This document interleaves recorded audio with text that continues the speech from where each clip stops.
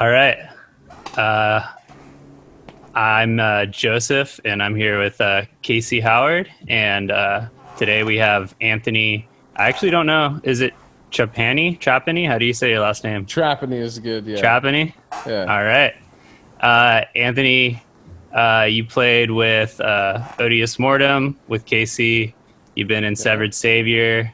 You played in early band Carnivorous. Mm-hmm. And yeah, you were one of my favorite metal singers for, well, Thanks, still dude. are. And That's awesome. the last time I saw you live, I think was with Severed at Okay. the Tavern in Pacifica. What was that Nice, tavern? yeah. Winter's Tavern. Winter's Tavern. Yeah, It dude. was like You were 2012, at that show? 2013 or Sweet, something. dude.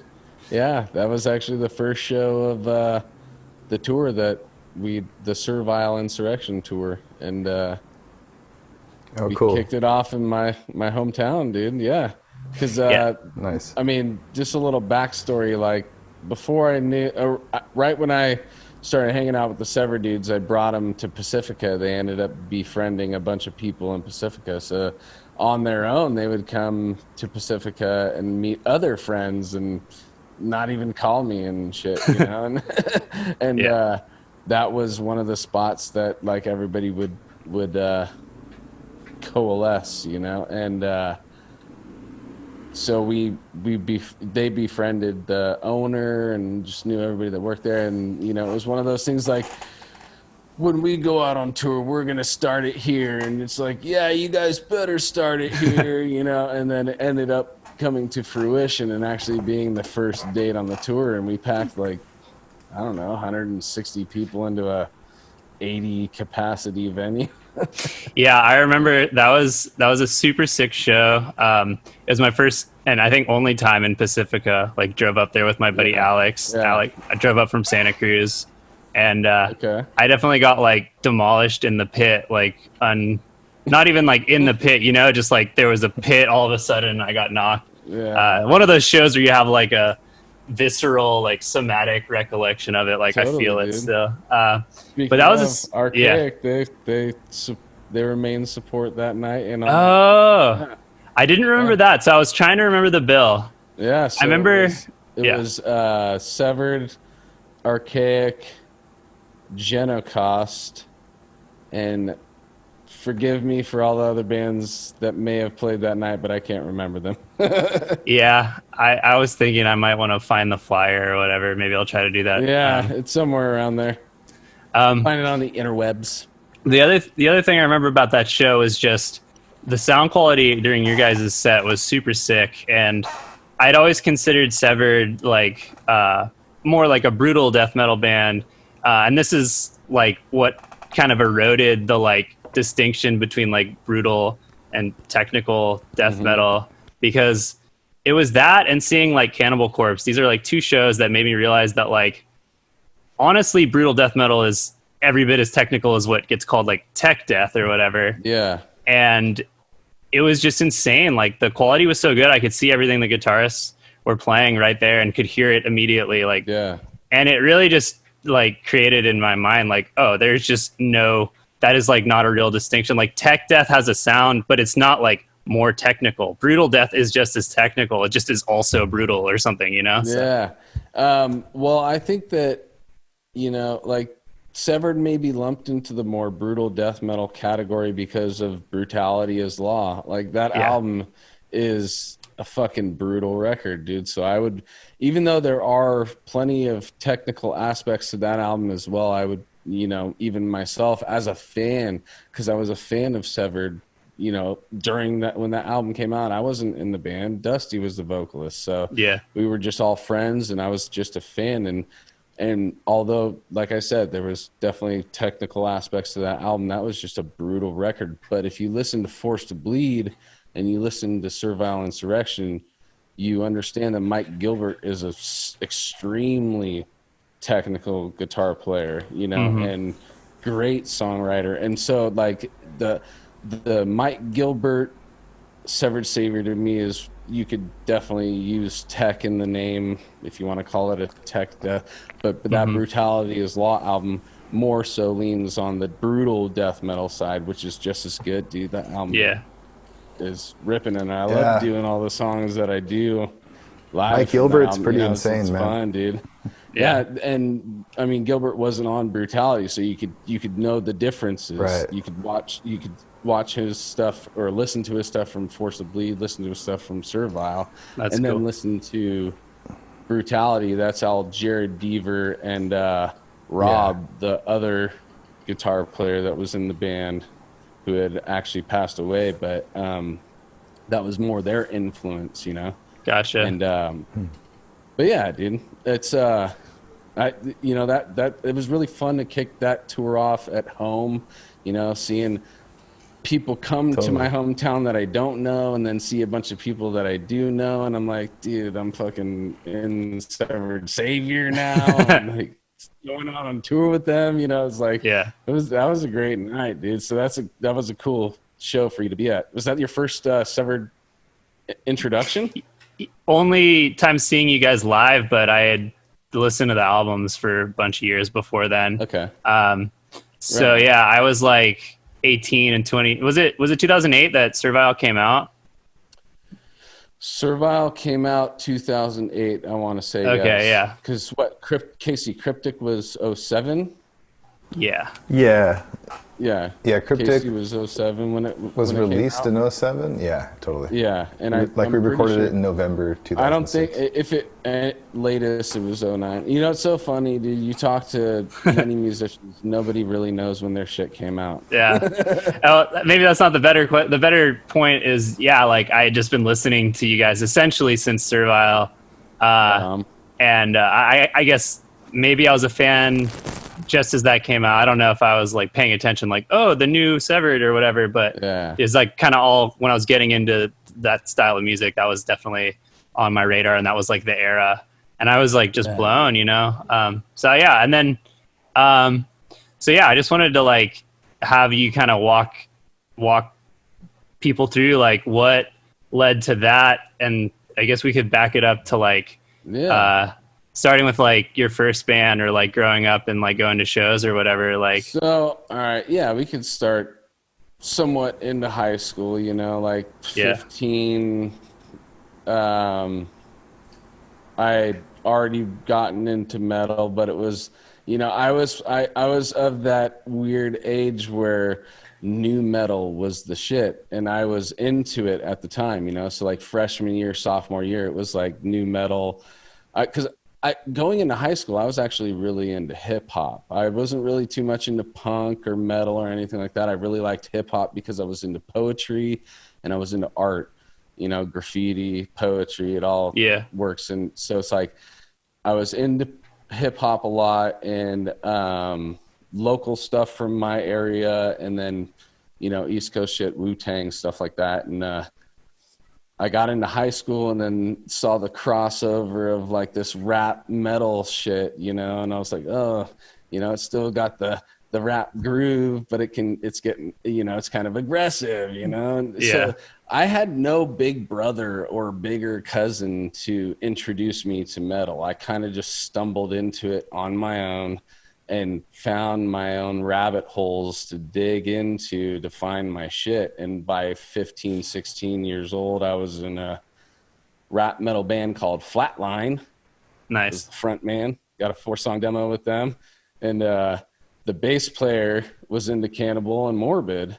And he showed me Gateways to Annihilation. He showed me Galleries of Suicide. He showed me fucking Eaten Back to Life. And I was just like, the fuck is this? Yeah. You know, like the double bass just hitting you in your chest and you're just like, that Gateways album just like, oh. And I have to get this. So I went and got Eaten Back to Life, and I got fucking Gateways all in the same run going to the record store or whatever. And I came on, I just like, just mainline that shit, and it just snowballed out. After that, you know, real quick, I got over the rap metal, new metal shit. And it was just like death, thrash, grind, black, you know. But you were already a vocalist when you were like starting to get into death metal. So I was like, you know, like as soon as I heard the growl, I wanted to do it. You know, Yeah. as soon as I heard Corpse Grinder, I heard Barnes, I heard Mullen, or Steve Tucker was on Gateways. You know, Gateways, yeah. that like power growl, that like ooh, not the. I mean, you know, I love all death metal vocals. But I'm just saying, like, I heard that projectile, and I was just like, I got to do that. You know. Yeah. And I stapled a Radio Shack microphone to my ceiling so it would hang down just right in front of my face, and I would record myself like screaming and growling over like Sepultura records and shit like that on my double cassette Sony doodad that had everything all in one back then. You know, you buy the whole thing that comes with the 5 CD disc changer and the 2 tapes, and you can got the mic in and all that kind of shit. And I was just like, it was my own little like music station, and I would just make raps, and I would growl over shit, and it was just whatever, you know. And you get like tape products like that you could like take to school or something, or what do you mean, just bringing cassettes? Yeah, like what would... yeah, like passing out demos. Yeah, I did a little bit of demo stuff. You know, it's funny. I was in a little, like, couple little rap posses. You know, there was like mixtapes and shit that everybody was on and stuff. But the new metal band that I was in high school, we actually recorded our demo in Tower of Power's rehearsal studio in San Francisco. Sick. So, yeah, it's just random.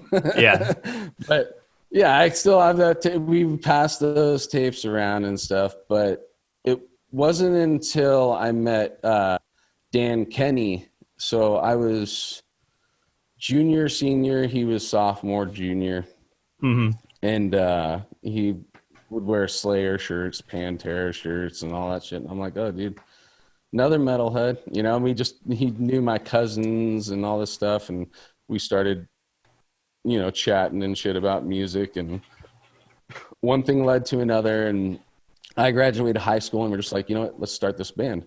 Let's start writing music, you know. And I had some Boss model of a little drum machine, and he had a guitar, 215 watt, or I would play the drum machine out of a bass combo amp. And then he would play guitar out of a 15 watt little fucking practice amp.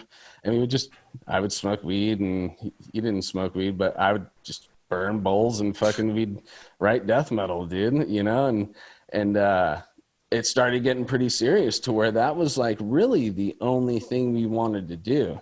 It kind of kept us from, you know, getting into trouble. You know, I just wanted to go to Dan's garage and create music, dude. Yeah. And get fucked up, you know, that's all it was.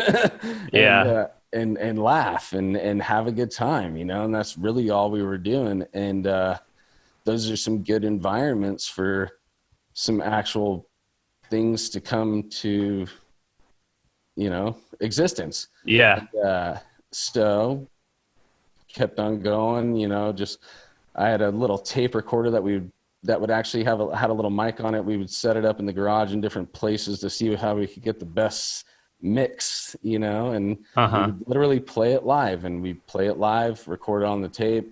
And I mean, I'm going to jump over some shit just for how we met Troy. Yeah. Because Troy was later on. I met Dusty and Murray previously, but we could talk about that later. Yeah. I'll just get to the Troy thing real quick with Carnivorous. Showed him those tapes. We were friends with him, and he was just looking for a new project to do, and he totally jumped on board. And oh, that's right. I forgot Troy was on Carnivorous. Yeah, dude. And he was on the demo and on that split that we did.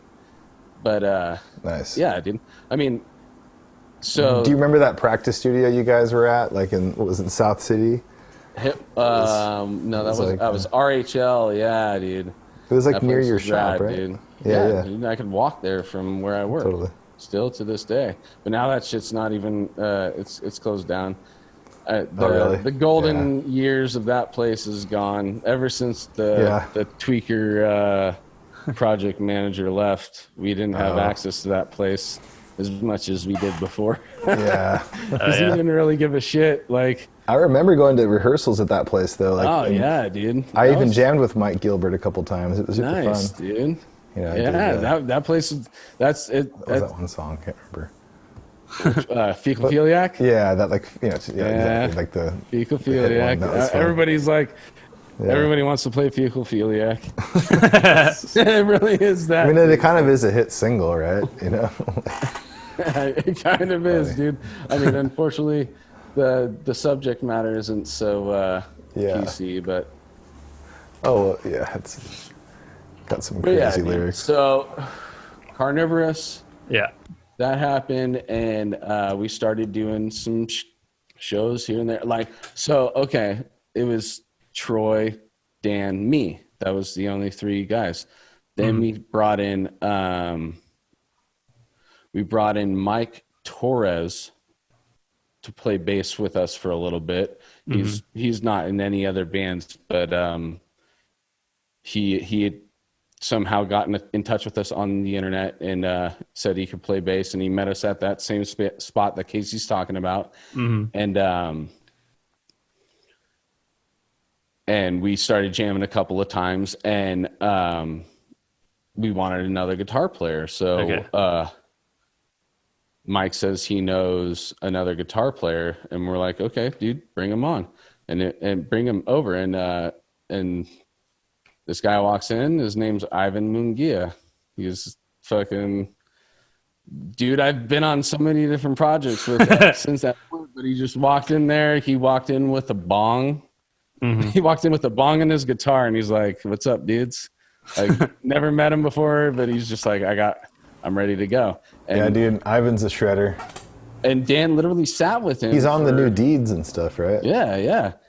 And they just announced that the new Deeds of Flesh. I think that Ivan may have learned some shit just right then and there, dude, and started jamming with us that night, and we were just like, yeah, dude, you're in. Yeah. And Mike ended up not being able to continue, but so I think Dan, for a while, he dropped down to bass, and then shortly after that, in Carnivorous. Just a jam for a little bit, so because we had only been a 4-piece, and totally. Then shortly after that, Dan got the Animosity gig, so he left Carnivorous to do the Animosity gig, and then we got another guy to come in and play bass, who was that Danny Bass? Was Dan Bohegan. Yeah. That guy's awesome. Yeah, super awesome dude. He was a good player. And then we were able to start doing some real shows. And back it up, sorry. Okay. Before Mike or Ivan were even in the band or even came to try out, another dude we were talking to online went by the email Season the Obese. Do you remember that email? Yeah. Of course. Casey?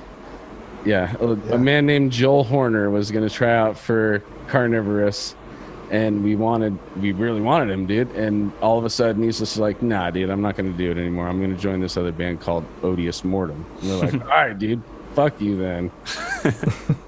No, it wasn't like that. No, it wasn't like that at all. It was like, oh, okay, cool, dude. What's that all about? And then we go to myspace.com, and we're like, oh, shit. MySpace. Dude, what the fuck is that was this? A big deal back then, dude. The MySpace. Yeah, right? That was like MySpace, dude. I remember like when bands were like, we don't even have a webpage. Like, we just have a MySpace. Like, yeah. And it was like, just go to our MySpace. Okay. And they're just like you MySpace.com/. forward your domain to your MySpace and stuff. Yep. Like, crazy.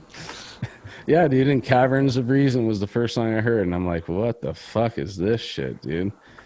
And I'm like, oh, I could see definitely why he wants to join this band. So it's like, okay. And then we got to Ivan, and we got to Mike and Dan and all that stuff, and Joel was our connection to Odious. Joel was what kept the tether between us and Odious. I hadn't met anybody else from that band, but he was the reason why I met them. I don't know, Casey, I need you here for this because I don't know exactly. Stay here, dude. We need to pinpoint the exact time that me and you met. Was it at the Thunderdome for the Halloween party? Was that the day? I don't know, dude. Did I meet you at a show? See, I wanted to give you time to talk. That's met... why I didn't want to. But dude, I'm down to. No, it's all good. Anytime I can jump in. Yeah. When did I don't know, dude. Like, I just knew when I first moved up to the city, like up in SF, like, I like met you guys pretty soon after that. Like after we started to, like there was the shows at the Aptos Club and stuff in Santa Cruz, like with Origin and stuff. Yeah. You know? I know. So, Dude, I don't know. Like, I think that's when I met Joel. Was like at that show. I think so. I can't remember. Well, you didn't meet me before you met Joel.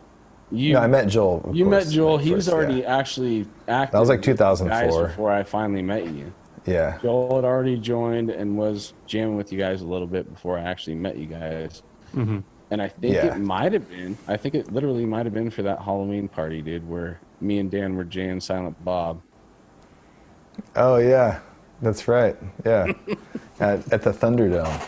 Yeah, dude. That's the infamous house. What's the Thunderdome? That's a great question, dude. Can you explain that it? is a great question, dude. So, I'm glad you guys have some time.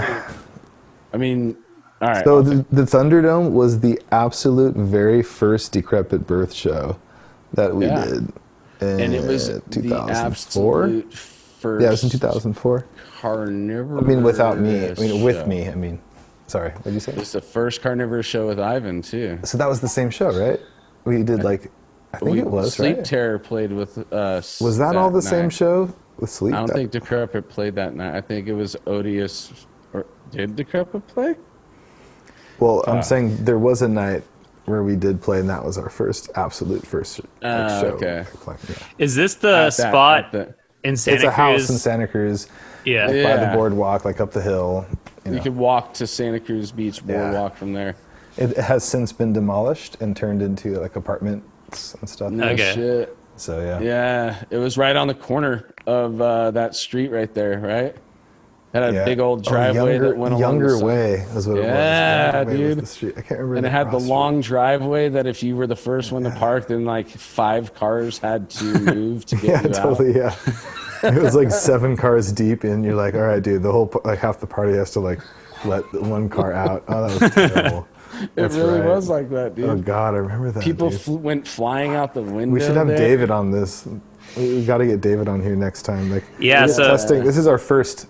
This is a test kind of thing. Yeah. The last time I heard about Thunderdome was hanging out with Casey and David, and I heard more of the lore about it. So, oh, dude, so many beginnings have happened there, dude. I have a very loud chair. Relationships, so many, loves for art and music. All of it was right in that house, dude. You know, everybody, all you guys were renting rooms in that place, dude, and I couldn't wait to get down there, like get the work week done and fucking go down there for the weekend.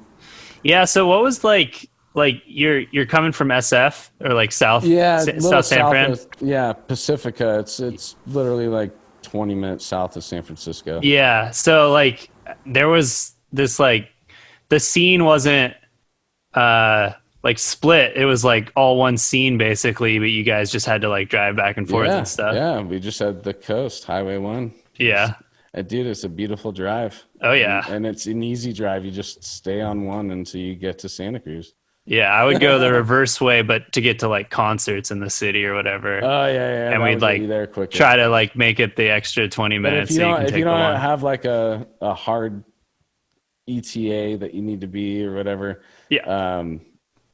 Just the coast, dude. Oh, of course, dude. Beautiful, dude. That's right.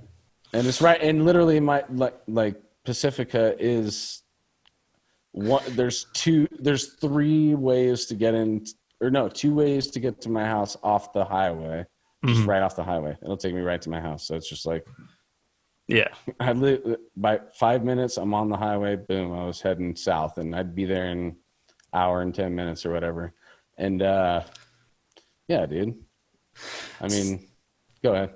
Yeah. So I want to like. We used to come down from San Francisco also, me and Dan. Yeah. You know, so we used to drive down, like, and also in my old truck and stuff. Yeah. Before I lived there, you know. Tacoma. Yeah. And then we used to jam in Watsonville, like in a, storage place. Yeah. I also did. So I had a band there in like 2009. That Watsonville Self Storage. Yep. Yeah. Yeah, dude. So when we were there, it was us, Decrepit, and the same thing, and then Animosity was like 3 rows. Oh yeah, they were there too. Yeah, Naveen. Yeah, totally, dude. Yeah. They were getting ready for the Empires record there. Mm-hmm. Nice. Yeah, so that was all actually. Those bands were playing in Watsonville at the time. Yeah. Because I associate like Animosity with like more like the Bay and the city up there. Yeah. I mean that was their like original. That's where they came from. But I think Naveen was in Santa Cruz at the time, so everybody kind of came down. Just, or settled there. Yeah. Right on. Yeah. So you did like 2 Carnivorous demos, right? Recordings? I did. Yeah. There's 2 demos, and then there's a split recording that we did.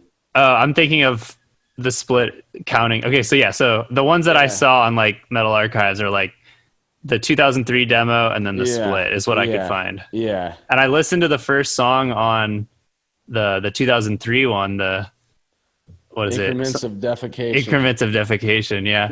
And I was like, fuck, like I just wrote that riff like a month ago. Like it's like, that feeling? Like you gotta like listen to all these bands or else you're gonna rip them off. Like, totally, but it's like these kind of like, and I'm sure we ripped off somebody from these like archetypal kind of guitar pattern. It was like or something, and I'm like, fuck, I like literally just showed Casey that song, and it's almost like the same riff, but that's it's a common go-to. That's Dan. That's Dan. What would be the word? He's filtering like Severed Savior and Morbid Angel and other shit through his. It's like nothing. It's all been done, dude. Yeah. And at that time with Carnivorous, a lot of people used to call us like Severed Savior Light or Severed Savior Junior, and it did have Severed Cellulite. and it did have tendencies to have similarities, and we had the same drummer, the same that digga digga digga digga digga that type of riffing can lump a band into a certain category, so but that was kids at 19 years old, and that type I love that type of riffing. I'm not it's a style, and I'm just saying that you're always going to realize that you think you have an original idea and it's already been fucking done 25,000 times. Yeah. Well, yeah, I mean, nowadays I try to like incorporate different styles all into my own, and like I do pull from that, like I consider it like proto Unique Leader type stuff, or just like early 2000s death metal, and that's like I want to have that kind of like sections of songs and shit. And so I was like, oh, like I love Carnivorous like already, like this is my jam. Like and then the recording quality on that split is really sick, actually. Like it's really good. That was quality done on, if I remember correctly, it was done on some kind of 16 track. Dusty was actually behind the board, and we did it at Troy's house. Is there a link we can post for that? Is it going to be like in the? Yeah, I can be on YouTube do the YouTube. Somewhere, yeah. Cool, Troy actually is the one hosting all that stuff. It's Troy's YouTube page. So okay, cool. Nice. Yeah. So, and we recorded those songs because we were in contact with Vomit Remnants and Godless Truth. Vomit Remnants Japan, Godless Truth Czech Republic, and forgive me, I've always typed it. I've never really said it out loud, but I'm hoping I'm saying this right. Zdenek from Godless Truth. He owns Lacerated Enemy Records, and I guess maybe Vomit and Godless were planning on doing a split already, and Takanori and Keisuke from Vomit Remnants, would reach out to Carnivorous and actually show, their appreciation for it and stuff. And so that's super rad because we were fans of both those bands anyways, and just one thing led to another. I had also, I can't see, here's the thing. I can't remember what happened first. I performed with Vomit Remnants at the second Maryland Death Fest, not the first one. So I think it was 2004. Okay. Was the second one. I went to the first one, but I performed with Vomit at the second one. And I can't remember if it was that interaction that got us to do the split, or if the split had already been done and then I did the Maryland thing. But either way, it was, yeah. So you're like playing, like fronting a band of all otherwise Japanese guys? Yeah, so it wasn't fronting them. Awesome. I just actually did guest vocals. Oh, just guests. Yeah. Takanori was their front guy. Those guys are sick. And we had been back and forth on MySpace and through email and stuff for a while. And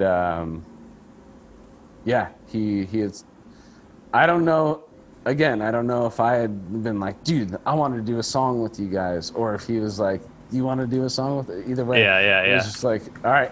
He said, pick a song and we'll learn it if it's not on the set. And I was like, dude, that's awesome. And forgive me, I can't remember the name of the song that I picked, but it was one of the songs on their first album.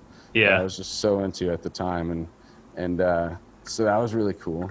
It was my first.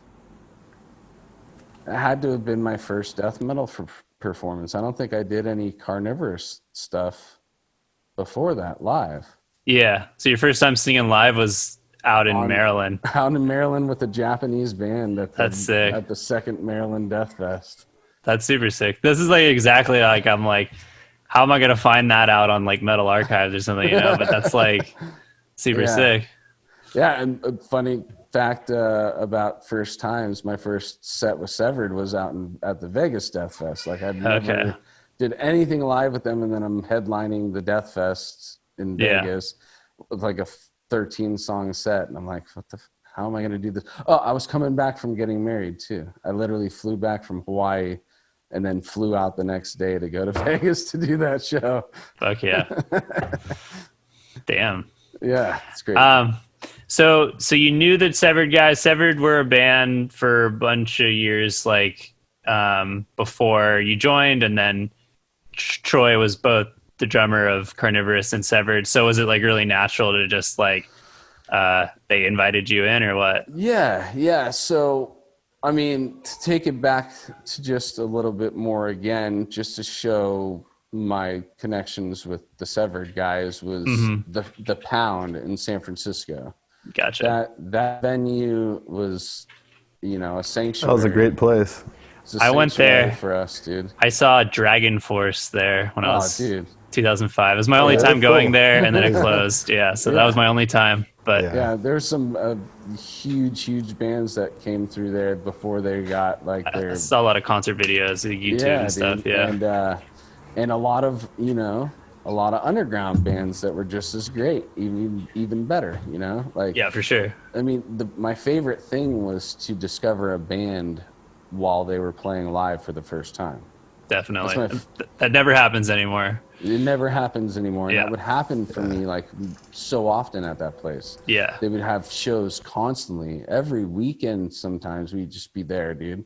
Multiple times a week sometimes. And even if it was a shitty bill, we'd still be going to hang out with all the regulars. Yeah. We built a family there, Yeah. And there's my wife. Say hi. But yeah, so there was one show that me and Dan can't remember. I can't remember which one it was, but we were there.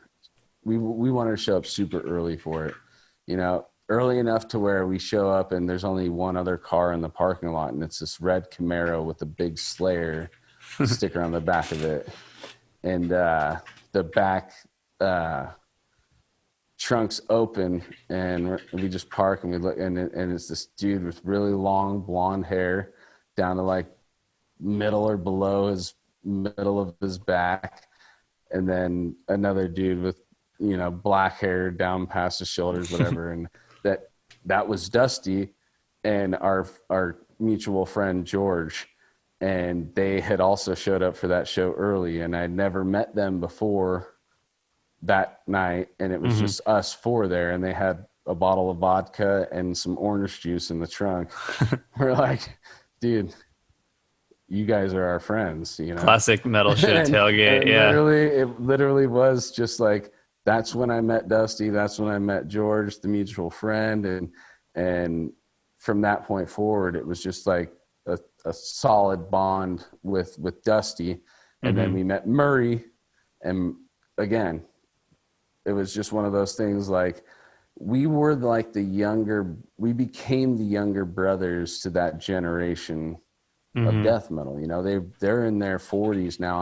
I'm in my mid 30s, you know. Yeah. 30, no, I'm calling it mid 30. I'm on my second half of my 30s now. Yeah. But yeah, so it's like they did some really good things for me and my friends, you know, and I'll be forever indebted to those guys for that, because a lot of the paths that I've taken had direct, you know, correlation with those dudes, you know. So yeah, met him at the Pound, you know, and it just, one thing led to another. We got really close, and that's why Troy was kind of just like it was just like, yeah, I'll be the drummer of Carnivorous. And as soon as they needed another vocalist, they called me, and I said, of course, dude. Like, yeah, I fucking love Severed Savior, dude. Like that. Yeah, it's a no-brainer. I've watched, you know, sharing a studio with those guys for years. Like, I've seen them hundreds of times, and they blew me away every fucking time, you know. And I'm like, that. We always look to Severed Savior as that's how you want to be as a band. So of course, if you get the opportunity to fucking jump in the mix, yeah, no doubt, I'm gonna take it. That's it. And it's with my best friends already, you know. Yeah. So it's like a win. Yeah. Cool. So were Severed the first band to like take you out on a tour too? No. Okay. Well, I mean, technically, yeah. If you want to call them those mini tours a real tour, okay. Would you call those mini tours a real tour? Like Weekend Warrior type? Yeah, it was like 4 dates in a row, you know. Well, when was the Bloodletting? Did you do Severed before that? Like the Bloodletting? I wasn't in Bloodletting. Yeah, so. We need to get Odious in here. Yeah. So when you said when Severed took you out on tour, I thought you meant like as a supporting band, but like being in the band. You're saying? Yeah. Well, I guess you could talk to both of those. Like, so you did a tour with Odious. Yeah. So the mini tours. How did that start? Yeah. The mini tours were before Bloodletting, Casey, or no? The double duties. Yeah. Were they? Totally. Yep. Yeah. Okay, all before. So then technically, yeah, I could say that Decrepit and Severed were the first bands to take me and Carnivorous out on tour. Okay, so with Carnivorous still, yeah. Yeah, it was with Carnivorous. Oh, that's right. Yeah, brick by brick and stuff. You guys opened. And then we redid the same. Yeah. We redid the same lineup, which was Severed, Decrepit, Carnivorous, Odious. And we called it a double duty tour because Casey and Troy were doing double duty in both bands.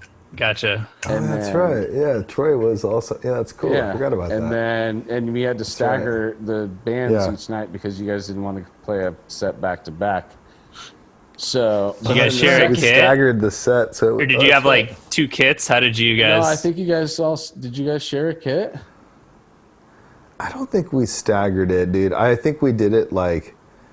It was like I don't remember how it went down, dude. I know on the second one, how did we do that? I don't know. On the second one, because that would be like a lot of moving around for no reason, you know. On the second one, I was involved in the double duty as well because I was doing half of the Odious set. I wasn't doing the full. Remember, I only knew like 5 songs. Oh, I don't. So Dan would do the first half. Dan would do the first half of the set, and then he'd be like, "You know what? Just bring Anthony up." And then I come up and finish out the set. Oh, that's right. That was like the very beginning. That's crazy. Yeah, it's cool. Totally, dude. And then but I mean, full scale with Odious would be Deeds. Deeds is the one who took us out on the full real deal. Gotcha. Deeds. Okay, so then you got to explain how you met up with the Odious dudes. You talked about Joel. And knowing Okay, Joel. so yeah, I'll take it back. Sorry, Yeah. Tangent. Sorry. No, I don't know how to keep it straight. It's a lot of the same story, you know. So, just how do you want to tell it? Yeah. Joel was like, Joel was like, you want to come down and hang out in Santa Cruz? And I pretty much think that's what it was, Casey, is that Joel was like, come meet these dudes or whatever. And me and him said, fuck it, we'll come down, hang out for a night, and we'll party. Yeah. And we got close that way at the Thunderdome real quick. And then the Thunderdome, dude. And then that house, shortly after that, it would be Carnivorous, Medieval Times. Yeah, I had a band called Medieval Times, and it was triumphant Carnivorous, medieval rock. Like I played dude. guitar. It was funny. Me and my friend Aaron. Yeah, dude. And who was the vocalist? He would read from a scroll. Yeah, it was like all like, scroll reading. All right, so you guys played that night, and then Sleep Terror played that night too. Right, that was like way back. Yep. Yeah, that was when earlier I was saying people were flying out of windows. Some dude literally got thrown out the window that night. I've heard that story, but that's right. Moshing in the living room, dudes. Yeah, that's why you don't throw a show in your living room. Yeah, right, dude. But yeah, dude. So then we just started hanging out, and then you guys approached me after Dan decided he wanted to focus more on guitar, right? Yep. Eggers wanted to just focus more on guitar, and I got a call from you. Sorry, my square cheeks. It's all good. My chair squeaks. Got a call from you, and it was go time. Yeah, sick. totally, dude. That's rad. Came up to that. Then Dan came to that rehearsal studio, and he taught me some vocals to some new songs. I think it was Subcortical Desiccation and Conjoint Species. Those two songs. But I had to learn on guitar cues, which was weird. I had to learn that Odious made me have to really learn how to count in music. You know, every other band, even with Carnivorous, like it's pretty 4/4 time, like counting fours, you're pretty much good. Mm-hmm. There's so many times I had to count to 7 in Odious. Where a vocal cue would be on like a 7, and I'm like, fuck. Yeah. Or even like a 7.5 or some shit. And you're just like, really? I got to come in there? That sounds like Odious shit to me. I've tried to learn Odious songs on guitar, and I always give up. it's super technical. No, I'm blessed to be a vocalist in both of all these bands that I'm talking about, dude. I'm only the voice of these bands, so it's like for me to have stumbled across so many great musicians that are, you know, working together in unison to where it's like we're actually really making some stuff that I think is, you know, good. Then I feel like, and I didn't have to. That's what I'm saying. I feel a little spoiled because it's like I didn't have to work much for these guys. They just became my friends, and now I'm making music with them, and I'm still making music with them in our 30s. You know? Yeah. So like, the new Odious album came out just earlier this year, but that had roots going back to just after the last album, right? A lot of that songwriting was happening. All that stuff was being still, you know, sculpted and molded throughout those years. It's just, you know, I mean, with these guys joining Decrepit and taking a lot of time with that, you know, and then me joining Severed, it kind of took everybody's attention away from Odious for a while, but it was always still in our hearts, obviously. Like, we never lost touch, you know? We, like, kept writing stuff that whole time, you know? So. Yeah. It's so funny, even in the most dormant years of Odious, even though the songs were being written and we were listening to them and and these guys were working on them, like, we were still hanging out all the time. It's just, like, as a band, we weren't, like, moving it forward as much as you would, you know. Yeah, because you guys were doing shows with Severed. We were doing shows with Decrepit. Shows with Severed, shows with Decrepit. Then I started a family. Yeah. You know, it's like, then I really focused on the family thing for a long time, you know, and I'm still am. Obviously, I'll never stop. But I found now in my 30s, I found 3 kids, dude. Yeah. So you're definitely a family man. Yeah. Awesome. So do they? You see behind me, I got all the books and toys and shit. Do they? Are they exposed to death metal? Or? Yeah, I do. Yeah. I do. I mean, in doses. You know, obviously, I'm not gonna. The thing is that I just listen to everything, and I want them to know that I listen to everything. Yeah. You know, if I'm in the mood to listen to some metal and they're not paying attention to anything else, I'll crank it up in the background and see what they do. You know, sometimes the boys start moshing with each other. Nice. And my daughter's like, well, I'm just gonna jump in too, you know. But sometimes they're like, you listen to something else, you know, and that's fine too. It's like I'm not gonna push anything on them, you know. It's like I don't if anything, I definitely don't want to push death metal or anything that I love on them too much, because you know how it is, dude. When you're a kid and your parents put something too hard on you, you're gonna go the other way. Yeah. Oh, for sure, dude. Yeah. Yeah, and then you always like come back to it later in life. Like my dad used to play like Bob Marley in the car, and then now I love it. And Louis Prima, even Jimmy Buffett. Like I used to be like, oh, that's the most dad rock music of all time. Yeah. Now I'm like into the singles. You know, to be honest, dude, I have not listened to any Jimmy Buffett. I'm not saying that I wouldn't like it, because I listen, like I said, I listen to everything, dude. So there might be some Jimmy Buffett songs out there that are for me. There's there's a few, but there's also a lot that I wouldn't. You know. Anyway, don't want to derail into. I'll leave it up to you. I'll show you. I'll show you 2 songs. There you go. That's all I need, dude. You can leave it at that.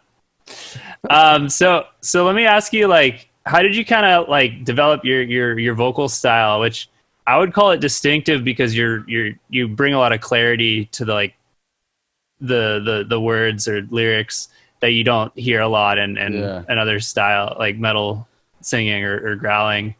And that always stood out to me. And I've even used that as an example. Like when someone's like, you can't understand it, I'm like, I'll literally throw on Severed or Odious and be like, here's how you can. It's the choice. You know, some people prefer not to have it that way, but. Well, that just makes me feel also, real good, because that's, go ahead. Anthony, if you could speak a little more into the microphone. Oh, sorry, dude. No, it's cool. Thanks, dude. No, that makes me feel good, dude, because that really is the goal that I set out. You know, it's like I probably could, you know, really work on the sound of my voice more and not care about what the words sound like, you know, or if you can hear the words, you know, I could probably make my voice sound more brutal and all that kind of stuff if I wanted to. But then I would lose what you're talking about right there. And that exactly right there is very important to me, because of the writing. Like I said, I started as a poet. Like the words actually do matter to me. And I'm not telling everybody they need to go out and read my lyrics and try and find some meaning in it for yourself or whatever. But I'm just saying, like, I put a lot of time into those words. And I'm, you know, I'm proud of everything that I've written, you know, and so I want it to be heard. I don't want you to have to flip open a booklet or go online and look it up. Like, just listen. So that's what I try and do. I don't know if it's 100% all across the board on the new Odious, but it's like that's really what I wanted to focus on, was enunciation. That's the word, enunciation. I think so. Yeah. All right. That's sick. There's like a few lines that like stand out, like the end of the Odious Cryptic Implosion album, Collapse or Recreation. It's like, life is now a discordant perception of thoughts or something. Do you remember that? Wait, let me think about it. I think it's discarded. Discarded perception? Something like that. Fuck. Shit.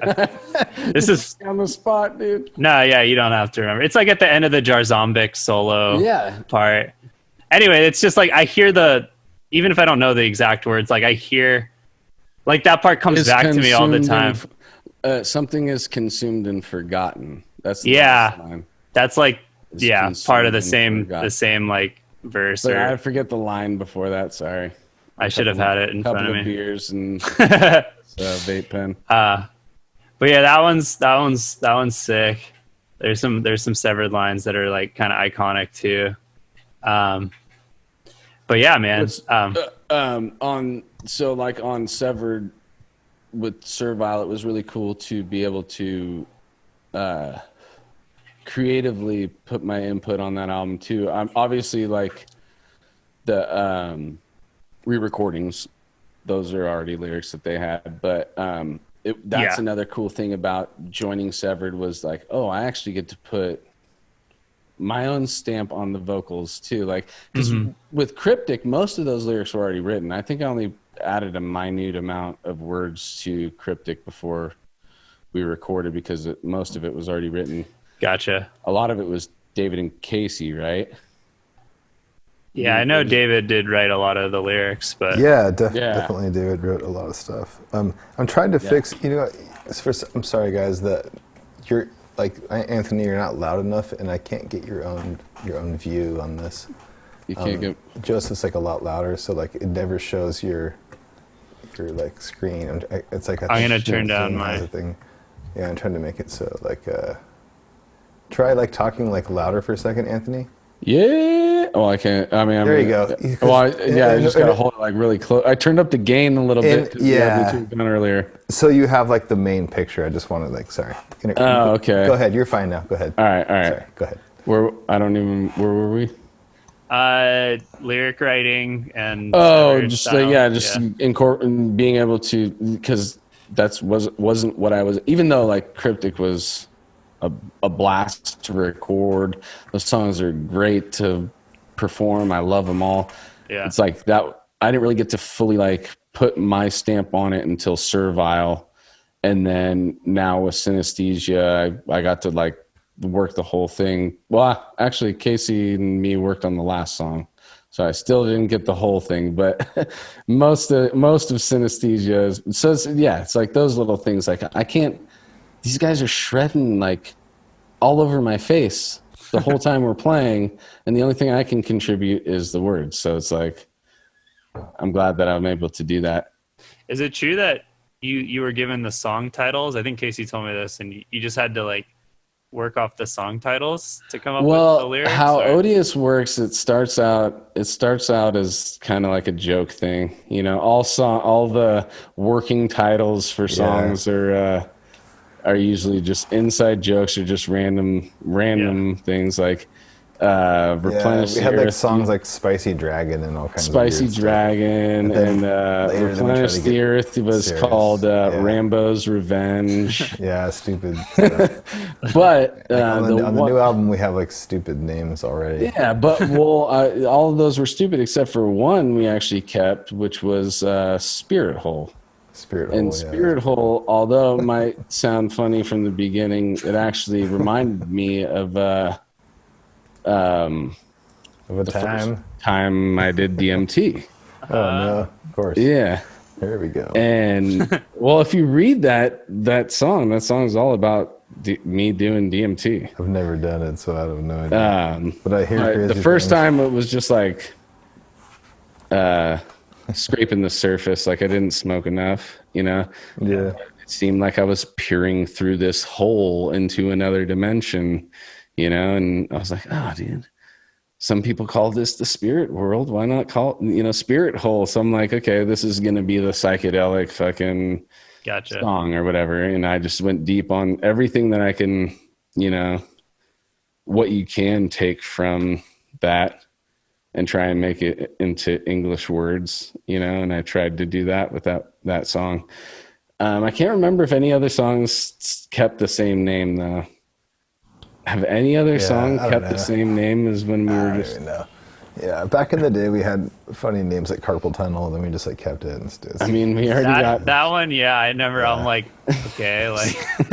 Totally, yeah. Is that just? I totally understand why it was a joke name. Yeah. It's like kind of metal already, Like, well, Tobacco by Cephalopod isn't exactly the most serious like name of all time, It's still like rad as hell, though. It's like an octopus taking over the government. That's like iconic. Yeah, that's That's my favorite imagery. Like, I love that shit. Yeah, dude. Yeah, octopus is my favorite. Yeah, it really is. yeah. But So, yeah, dude. Okay. Go ahead. I don't know. What's your favorite like memories of performing or tour memories or whatever? Like what are like the ones that you're like most stoked on getting to experience? Humboldt with the people with the hooks. I don't know if I was more stoked or like just disturbed by that. Like the suspended, what do you call it? Like, yeah, that was towards the end of the tour, so I'll tell that story real quick. People? Yeah, like they were like floating around. Like that was the Deeds tour. This was the bloodletting tour. It was Deeds, Vile, Odious, or Decrepit and Odious. Yeah. And clearly on substances. 2 women show up and they have I can't even remember hooks. how many, dude. Yeah, maybe 3 or 4 on each side. These hooks that they just come fresh from a piercing place. They put these hooks in their skin, dude. Like underneath their lats, or is that what these are called, lats?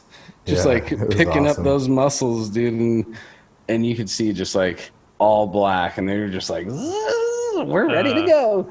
And they had this thing. They had this thing that was on a pulley system that came down from the ceiling, and these chicks literally hooked up to it and pulled themselves up from their skin, dude. It was, that was not one of my actually, even though I had to tell the story because Casey brought it up, that wasn't one of my favorites.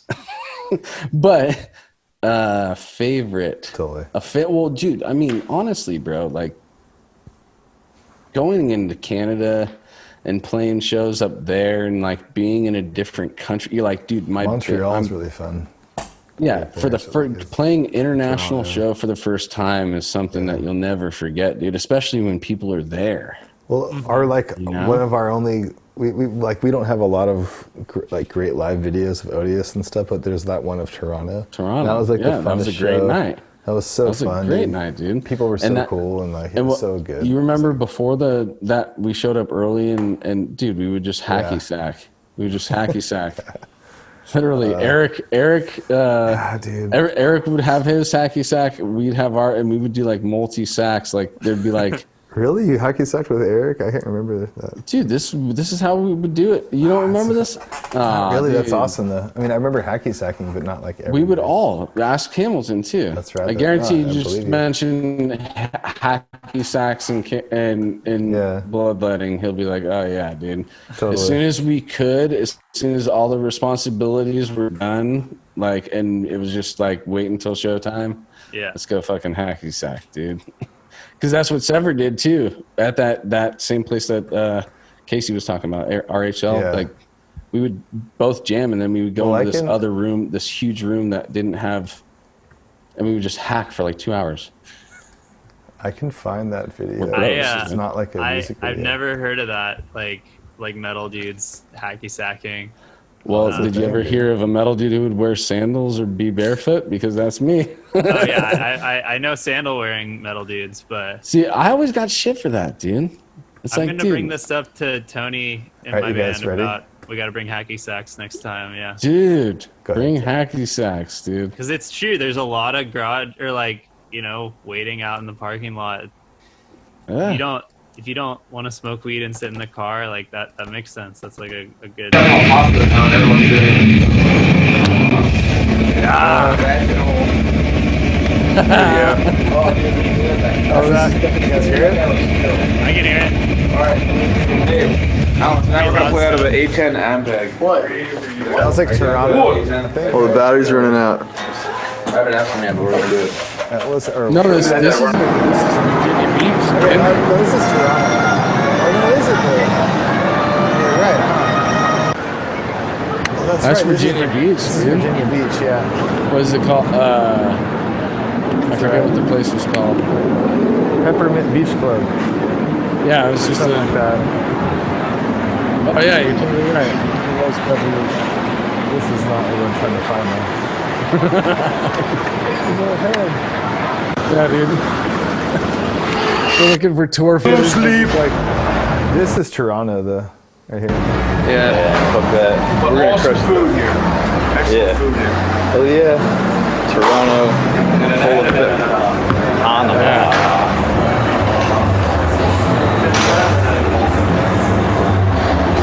Yeah, so anyways, long story short, it was a cool show. Yeah.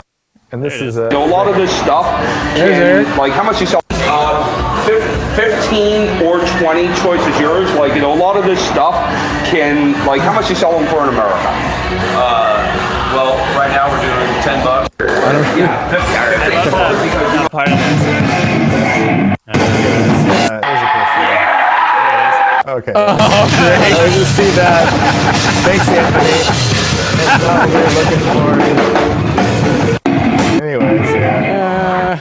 Those were the old days. That's young boys. I just love that part where Yes. it's like some guy, like, you know how it is, just anytime someone approaches a merch stand, there's like some complex question, like in that case, like how much you sell them for in America, and it's just like he's just like, well, these are $10 and these are $12. You know, like what other question would you need other than how much it costs right now? Like, stop trying to haggle. Right. Just, I mean, sometimes you do hook up a homie or whatever, but yeah, I just that was just a cool. I know, merch conversations. So the other time I saw you live, Anthony, was with Odious, and it was at the Vets Hall in Santa Cruz, and like that was 2005. Was that with Brain Drill? With Brain Drill and Decrepitated, yeah, and Inherent Disease. Who you're wearing right now, I think. Right now, dude. What's up? Yeah. Representing. Exactly. Who I really dig their discography, but their newest album is super sick too. Ephemeral. I really like that. I don't know those dudes, but like I was just like, that was super sick too. Just a little backstory on Inherit. We would play shows at the Showcase Theater. Or is it Showcase Theater? Was that the one in Corona? Corona, yeah. And there was one time we were down there, and he was there. I think he was just. I don't think Inherit was playing. I think he was just there for the show. And we just started talking, and he passed me an Inherit demo, and I fucking loved it. And then we kept in touch, and then Bloodletting happened, and they did all the Cali dates. Oh, okay. I think, I don't think there was. No, we ended it in San Francisco, and I don't know if Inherit made it up that far, but all the SoCal dates Inherit played. And dude, when this album came out is the only time that I've seen Inherit live, and dude, they blew me away every time they played. Like the energy that band, and they had their own like little like twist on brutal death metal that stood out to me when I would see them, you know. And Obi was such a good friend, and he, you know, he has a distinct sound in his voice too, and I just love watching those guys play. So I don't know if they're ever gonna get going again. Yeah, well, they've been recording like nice. The last album of theirs that I like listen to a bunch is, let me check, but I want to say 2016. And so yeah, I haven't seen that they're playing live at all, except maybe local. Well, because Obi's been doing Pathology for a while now, yeah. So that's probably why it may have slowed down a little bit. Yeah. But yeah, dude. Yeah, no, I really, I mean, just to go off on the Cali death thing, like, I love all the guys that I've met throughout the years from being in this scene, you know. Cali Death might actually be the podcast name. That actually, dude, why not, dude? It's something that I cherish, you know. Like, just so many great things have come. So much positivity in my life has come from that scene, you know. Yeah, absolutely. And it showed me how a lot of really good dudes can make some really great music, you know? Mm-hmm. And I'm glad that I popped out on this part of the planet to be able to get to the age, you know, during the time where California death metal took full force, you know? Because Yeah. I mean, and I'm not saying this to be pretentious or anything, but I do compare like the California scene to the early Florida scene. I'm not saying that one's better than the other. Florida probably definitely, in my mind, the early 90s Florida shit's the best, but like you look at the similarities, it's like everybody was, you know, helping everybody out, you know, the incestual ways of keeping bands alive and moving forward, and as a collective making sure that you guys continue creating your thing, you know? Yeah. And I love that. And I'm glad that I'm definitely was a part of that scene. And everybody, and you know, it's like these new scenes, I'm sure they have that same feeling, you know? It's just like now it's different. It's not the same type of music. Yeah, I can speak to that a little bit.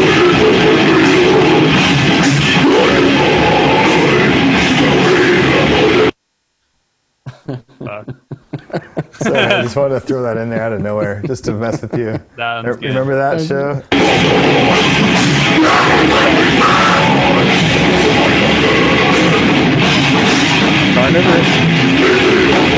It's the odious caverns in the Hollywood, the knitting factory. Knitting factory.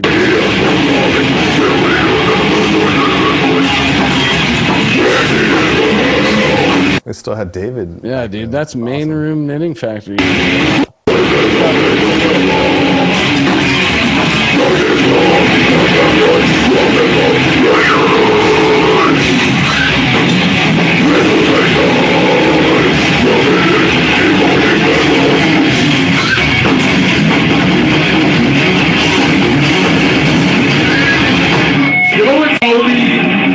So that was basically I just called out Obi right there. He's in the crowd. Really? Oh, that's sick. That's cool. Yep. That was like the only like real like time like that we were like super tight and like super into it, and then like the bloodletting in 2006, like that's. I mean, all right. Because we were so busy with other note. projects, you know. So. Yeah. Side note: as musicians, just because you said that is like, we were all into it. You said we were all into it. It's like that. With a band, when you get to that zen, I don't know, it's not zen moment, but like flow state what do they call that? The flow state, where everybody's like it's like all of a sudden it becomes its own vehicle and we're all passengers now, but we're just like on this flow. Like those jams are that's the heroine of making music right there. Yeah. Is like when it almost becomes its own thing and you're just like watching each other just like doing it without even thinking about it. That's the best. That's what you're chasing on stage, you know? Absolutely. Yeah, dude. Yeah, I guess I would say like it seemed like there was like a really strong like movement in like in like West Coast death metal from around maybe, you know, of course there's Metallica and the Bay thrash shit, but then it's like Deeds, Disgorge, and then maybe it's a few years later until you get like Severed, Decrepit, kind of second gen of the real Cali death metal style. But I really think like there's a lot of attention on Florida and New York. And I think like the book hasn't really been written on like the West Coast. Like, I think there's a lot of fans, but it's like anyone who's like a music historian or musicologist, like, and they want to think about death metal, it's always Florida and death and Cynic Coast, and like there's just Casey wants to. No, totally. No. I just think that like the thrash element, and we had, you know, I mean, whatever. It's just stupid. But California, like, you know, because there's like way better like stuff from other places and stuff, but like Slayer kind of like, you know, Yeah. actually influenced a lot of, like early death metal, like in a huge way and stuff. That's true. So it's kind of, I think in like the thrash stuff, it's kind of like thinking of like, Megadeth, Metallica, and all that stuff in the Bay Area thrash, and then of course LA, like Megadeth and stuff like that. Mm-hmm. But yeah, like it's a really good point that like when it came to actual death metal, like it in that time period, it like kind of it was like more like Florida and all that kind of stuff, I think like this is like ongoing. This is like kind of one of my inspirations for doing this is kind of like bring out the like folk history of it and maybe make it even more of a like a written history at some point, or like I care about it, and I think it's time for it to like reflect on it and shit. So it's awesome. It's awesome, dude. Yeah, I back it. And then there's just tons of next generation bands that have come out, like Archaic, Fallujah, even the bands I've been involved with, which aren't that big yet, but like we're shooting for it. And so like Transcend the Realm, which I'll talk about for days. But have you talked about like what you do though, like because you also play with Diego and you do TVV and all that stuff? And I play drums with Diego's Disgorge continuation band, To Violently So Vomit. you're playing all that shit from all the early shit, Yeah, so I mean, we cover like Womb, Full of Scabs, which they wrote 92 or whatever, so like that's like as early as it gets for like California death metal. So like I guess like I'm musically involved in it in some way, continuing it all. So and that's probably why you definitely like want to dig deeper on it, because you're like, oh dude, I'm playing some shit from like the origin years of this. Dude. Yeah, exactly. But yeah, no, like dude, like the scene that you guys were in, like I grew up in Santa Cruz and like saw you guys, and then just was going to San Fran for shows. Like I said, the Pound and the Fillmore and Slims, and then DNA Lounge, and like in Santa Cruz, of course, like the 418 Project, the Vets Hall, Catalyst, Atrium. Never went to the Aptos Club, to be honest, though. That was a little before my time. But it was a really good environment too. Like along with all the other Santa Cruz music, like the Expendables were like getting big at the time, and I'm still a huge fan of those dudes, or at least of the earlier style. Definitely. And like the like Sublime the first kind of 4 or 5. Yeah. And then just so many good touring bands would come in. The Quamba Jazz Club in Santa Cruz, I got to see so many like jazz and fusion artists, and I'm sure if you were in the city, like there's Yoshis and shit. And that's the other thing, is all these death metal dudes are like super, you're gonna see them at those shows too, they appreciate musicality. I saw Al Di Meola at the Yoshi's in SF, which is no longer, but when it was there. I saw him on did you see him on a Saturday or a Friday? It was a Friday, and the power went out 'cause it was like a storm. It was me, Chase, and Richard that like all went, like somehow we like went, I can't remember what year it was, but and the power kept going out and stuff, and so they had to come out, and they kept saying like, oh, we're waiting for the power to come back on, all that kind of stuff, and so they ended up just finishing the whole set just like acoustic with no power, and the drummer was just kind of playing on some like congas or something like that. Still good. It was amazing, dude. It was like nice, it was like, well, I mean, it's kind of cool. It's like it's awesome actually. Like then, and he was all like, he said something kind of cool. It was like another night I'll never forget in San Francisco or something like that. And I was like, oh, I was a part of that. But it was really cool, man. Like seeing like a legend like that, like up there, like on a stage, like 20 feet ahead of you, with no like power, just like on the guitar, Yeah, dude, just raw right there. I mean, Al Di Meola is pretty much the most badass dude ever. Dude, I saw him on a Friday night in San Francisco, and he played some Friday night in San Francisco shit. Of course. Just for us, he's like, we're not playing this tomorrow night. This is just for you guys tonight. And we're like, yeah, dude. That's sick. Isn't Mike Gilbert super into Al Di Meola too? Oh yeah, dude. Well, he's the reason why I know who Al Di Meola is. He's the reason why I know who a Stratosphere is. Yeah, I can claim I found Bungle before him, but he really like made me dig deep on Bungle. Bungle opened my mind as like a 15, 16-year-old kid. Is like, this is what's possible. Did you know that Joseph's band did a Bungle cover? Which one?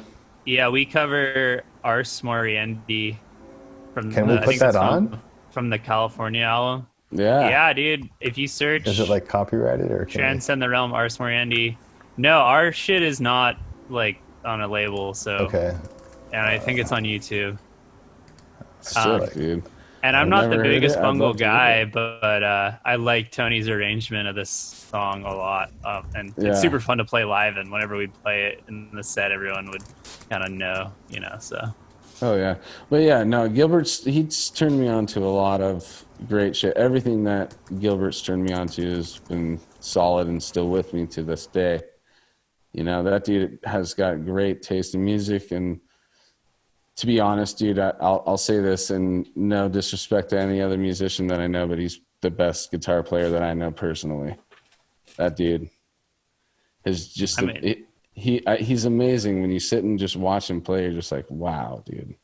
So I can attest to it just from awesome. seeing that Severed show I mentioned at the beginning. I remember him just noodling like clean tone, like jazz chords, and I was like, holy shit, like, yeah, dude. Just immediate like respect for that. Yeah. He's definitely got What's the he song has called? a wide variety of influences, and he uses them well. I'll type it in the chat so you can. I'm like, Wait, almost you won't found be it. able to see that on the video that comes out, but that's. I'm gonna just go grab a beer real quick. Hold on. All right.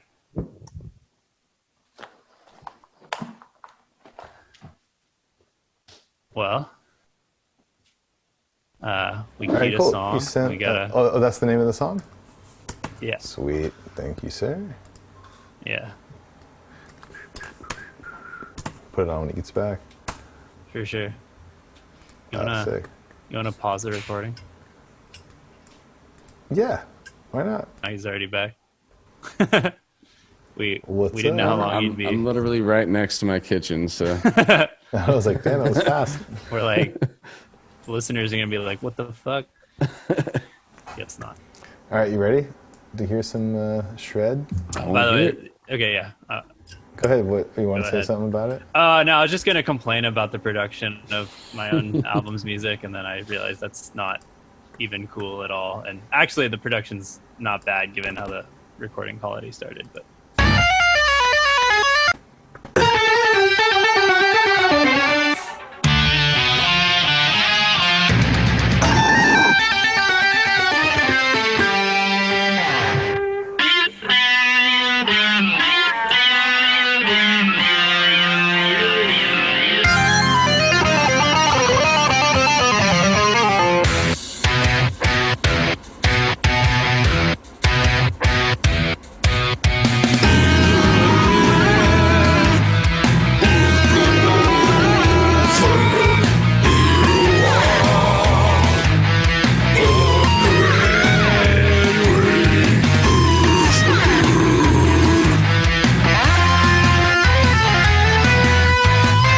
Sick. yeah, very interesting rendition. Can I get it back? yeah, Awesome, dude. This is fucking awesome.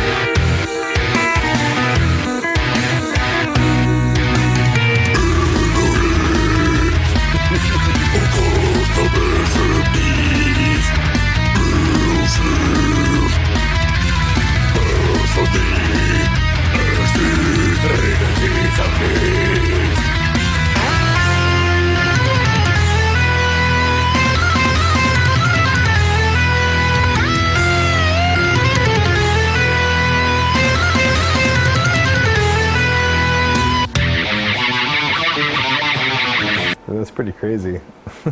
Yeah, it's I too really bad. like that. I mean, I don't know. I guess we probably shouldn't risk playing the original bungle to see it back to back. But Yeah, the listener awesome. Yeah, can check they it can out. Yeah. Check it out. Well, this is a really cool version. People should check this out. Yeah. Actually, in retrospect, that problem. sounds pretty fucking sick. Yeah. It's kind of fun. Yeah, Nice especially job, when you dude. know that the original. Yeah. The original is still amazing too. But yeah. Go ahead. No, I didn't really. You guys did a really that- good job on that, I think. Yeah, so I had heard about Bungle for years, and then our bass player Tony, he arranged that, and I think I did write the drums for it. I don't think the drums were written. Yeah, I was like not a huge bungle guy before, and then I like started getting into them more because of, you know, if your band covers one of their songs, you better have like at least checked out the album it's from and shit. Is that from Disco Volante or from California? No, it's from California. Yeah, okay. Then the thing is that Bungle's like one before they disbanded. So I liked a Stratosphere a lot, and still love a Stratosphere, and so I just like they're I think they're actually awesome. My favorite kind of like avant-garde or like multi-genre band that's in that style. Did you ever see them play in Santa Cruz? No, and that's the thing. I remember they disbanded right before I could have started going. I'm not shows. joking, dude. It's literally probably top 3 performances I've ever seen. So I like own one of the DVDs, and now I think they're all online. The Palace of Mirrors one. Yeah. And they have another live album. We were blessed to be able to see that on the beginning and the Glory end of that Days, tour. the heyday. Yeah. What was that place that was like above like the Blue Lagoon? The Attic. The Attic, dude. That that's where we saw them. Yeah, that was the last show of that tour that they were filming that DVD on. Yeah. Yeah, dude, and they were just, oh god, just perfect, dude. Yeah. I mean, take it back to Carnivorous. I brought Dan Kenny to one of their shows at the Elbow Room in San Francisco, and when they started playing, within like 2 minutes, he just dropped his cocktail on the ground. But didn't bother to try and pick it up. He just kept watching. And you're just like, yeah, that's the effect you get when you watch the Stratosphere. Remember when Lee like moved into my place like that? Yeah, dude. That was crazy. We jammed with Lee for a little bit on drums with Odious. He was thinking of it, and then he was going to do moved to guitar for a little bit. Yeah. It's pretty wild to have Lee from a Stratosphere jamming with him, playing Odious shit while he's looking at a laptop. That didn't work out. From drum notation. Yeah. I had a friend who was taking guitar lessons from who's the shamisen guitar player? Was it Kyle or something, or what was his name? Or Kevin? Kevin, yeah. Kevin was I had a friend play with Kevin, and then I got turned on to some of the side project shit like God of Shamisen, and then there's one of the other guitarists from the Stratosphere is now down here in SoCal.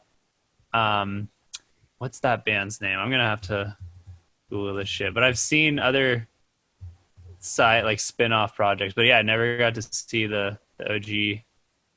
Is it Jason Schimmel? Now plays in Secret Chiefs? No. I never saw them either. What's the other band he did?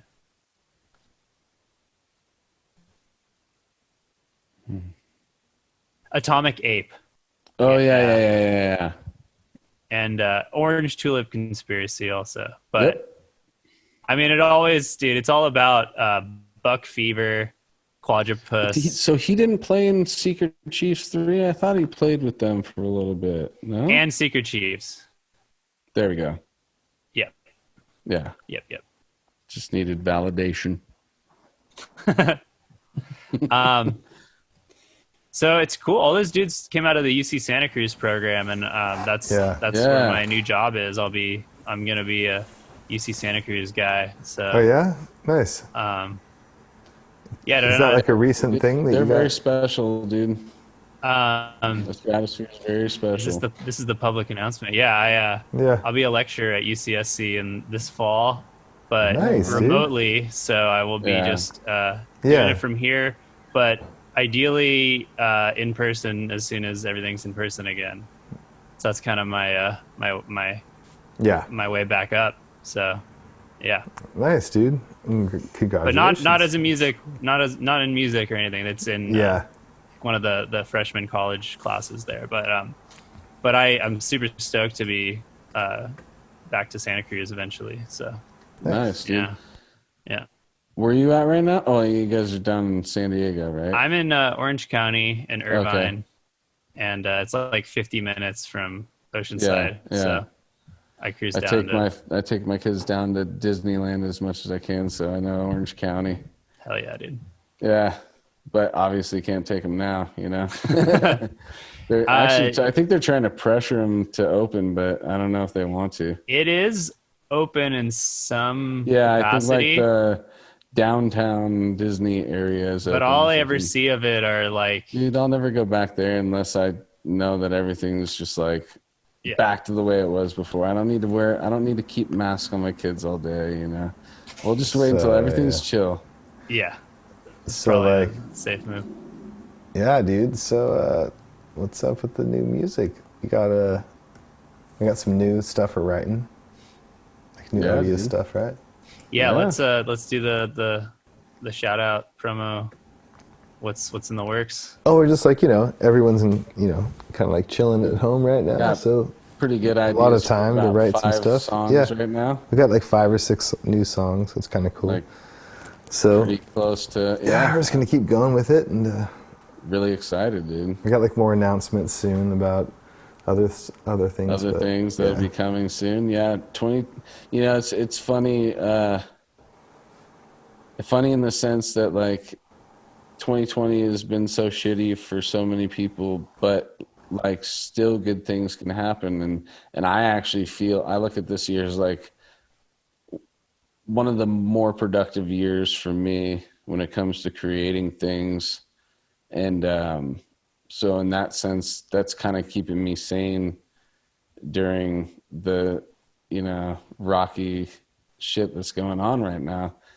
So it's like everybody needs to find those beacons, you got to find a beacon that you can just stay focused on that, and still move through your life and do it the best you can at this time, Yeah, I think the quarantine kind of brought a new spotlight to artists and music, art, and culture in a way that maybe it's another way. I don't mean to cut you off, but that just goes. No. You're going right along the same thought process. Is like I'm looking at it in a sense that like there's so many awesome people and great musicians that I know personally that now are at home and they don't have anything else to do but to like create.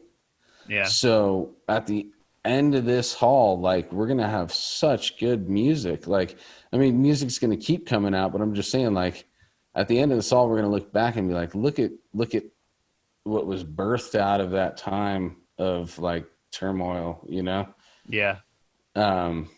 But yeah. Sorry. Yeah, no, for sure, man. Yeah, that's awesome. It's the silver lining. Is there any other, like, I know about stuff coming out, but is it too secret to talk about, like guest spots or stuff, or is that not? We're just we're waiting for other things to be announced first, but yeah, there's cool shit. I'm aware of it. Stuff. So. Yeah, there's cool stuff. Yeah, no, we're waiting. We're just waiting for the green light, and then we'll say it on our end, and then and like that. It's get the Odious thing still going. Like maybe, it'd be cool to record something in 2021, right, Casey? Be cool. Yeah, man. No, that's the idea. Really cool. And now, I mean, I got this thing in my hand, dude. Like this is what Synesthesia was recorded on, so like I can do it. Yeah. Well, that's what we're trying for. Holding a damn fine cup of coffee. Yeah, we just like want to make music. It's cool. That's all. Like we're not like it's not a big deal. It's like fun. So yeah, no, dude. But I want to do that next one because those songs are rad, dude. Definitely rad. I can attest. They're sick. I'm just kidding. Yeah. Definitely rad. That's cool. Yeah, I mean, they'll be even sicker when they've got Anthony vocals all over them. Oh, there it is. Thank you, dude. Thank you. But yeah, man, dude, watching you play with Casey, watching you play with Diego, dude, like you're the shit, bro. Thanks, dog. You definitely got the stuff. Thanks, dog. Yeah, he's got some fast it's fun feet, to watch. Man. And what was that? Now you got to remind me of the quote that I laughed at the other night of that video. It was the What'd you say? Dude. None of that 10 11 10 Oh. 10 14 10 shit. Maybe we should put a clip of So that. as a person that has no idea what that translates to, it just sounds like some. It just made me laugh, dude. I rewinded it like 10 times in a row, dude. This video. I that's the most like cutty reference to like a particular part of a Discord song, but like if you've ever jammed with Diego, like I've heard him try to explain it to like different drummers, to different guitarists, and to AJ, vocalist, and it's this impossibly technical section, and he just goes, oh yeah, dude, it's just 10, 11, 10, 14, 10, 11 or something. And You're like, oh yeah, totally. oh okay, yeah, so let me course. just count that while you play riffs that are super fast and unclear. Great. Well, how about something like this? Yeah, you can. Yeah. Yeah, it might have been in this video. Yeah. This was like 2 weeks ago. We were just jamming.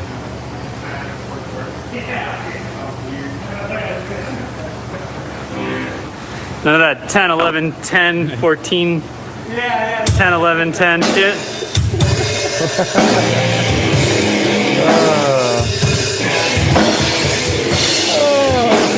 I fucking love that, dude. I fucking love that part.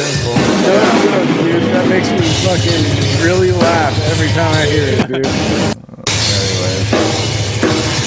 Diego's awesome. Anyways, dude, it's pretty fun. Death metal mask jams, dude. Oh yeah. He's wearing the death mask replica, dude. Death Mask. Yeah. Yeah. That was the Pretty first good band name, Death Mask. Dude, I Joseph, no bullshit, dude. A lot of I mean, I do laugh at a lot of things, but I belly laughed on that hard for like 10 or 15 times watching that video, dude. I honestly will say that I watched that part more than I watched you and the That's funny. You just kept rewinding it. You're like, that's the best part, dude. I did. It just got me every time, dude. None of that 10, 11, 10, 10, 14. Fuck no. Casey, put it on one more time. I want to hear it one more time. Just one more time, because I want to hear the exact numbers that he said. Exact numbers. Oh my goodness. Yeah, it's a 10, 11, 10. We should put 14, 10, 11, 10 shit. That's what it is. I don't even think you need to. It's 10, 11, 10, 10, 14, 10, 11, 10 shit. Oh boy. Can you hear it? No, I don't. You can't gotta hear it. screen share it. I gotta share it. It's cool. None of that 10, 11, 10, 14, 10, 11, 10 shit. One more time. None of that 10, 11, 10, 14, 10, 11, 10 shit. I didn't even know Diego's like, yeah. And his phone number, like, combined. It's like his social security number, like, encoded. Oh, great. I love it, dude. I'm gonna have to follow up and like, I was actually thinking about doing a video of like how to count Discord songs or something, and just like. Yeah, I was like, what you did? Well, here's 1, 2, 3, 4, 5, 6, 7, 8, 9, 10. 1, 2, 3, 4. It's just like 5, Diego 6, just 7, 8, sitting 9, here. He's 10, like 11, 1, 8, 9. Yeah, but that's it's the like fucking. stop. Yeah. Yeah. That's the idea.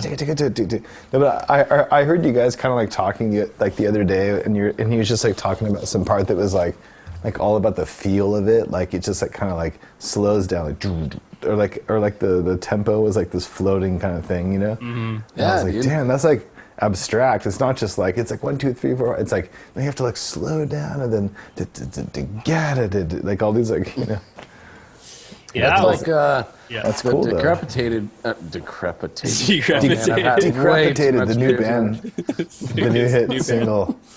Decrepitated. Oh my God. But we had a great song name. What was that? I've seen this. Deprecated, dude. Yeah. What was that name that we thought of that was really funny? Tormentation. Tormentation. Nobody steal that. That's Tormentation. That's the new. Dude. I might steal Decrepitated. Decrepitated. It sounds like a abdominal condition. You know? No, that's the bare bottles talking. He has advanced decrepitated dysphosia. No, that's like deprecated though. Same kind of deal. Yeah. They got like that flow. Yeah. tempo where it's just like you really aren't. Great. Yeah, that's another like big like division and like Discord style death metal versus new death metal, which we do is we click track everything, and it's like I miss with Diego I like getting to play like looser, but for that reasons. So did Casey, you always played like non to a click, right? Like you never did a click live? Correct, live, but yeah, on recordings, like I can't remember. I think on Diminishing, Matt like recorded scratch guitars to clicks, and I like recorded to that. I think so. Okay. And then same with Polarity, but he was like in the studio with that. It was like a different deal. Yeah, but I think that was kind of.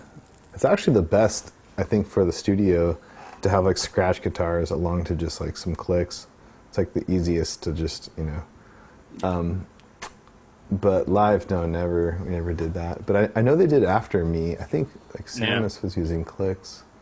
It's probably a great idea because we played too fast. We got all excited. Troy used a click, the metronome when he played.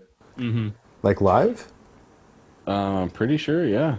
One time I saw Arch Spire live, and they left the click in the PA in their backing track. So we were watching them, and you can hear the click.